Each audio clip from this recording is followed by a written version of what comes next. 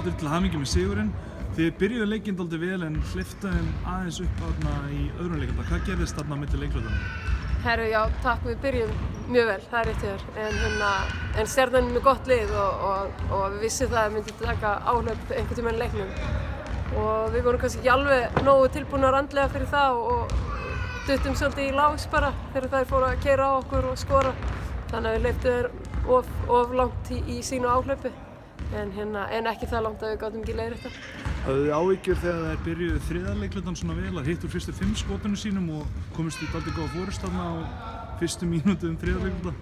Nei, ég spáði ekkert í því.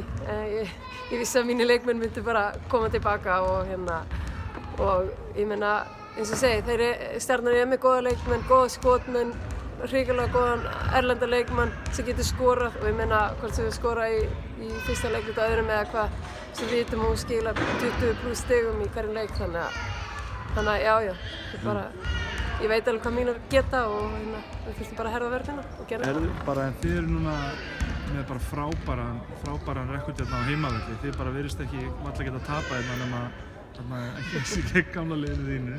En af hverju er heimavöllurinn svona sterkur hjá Breiðablik? Ég veit ekki, stelpunum líður greinilega mjög vel inn að spila en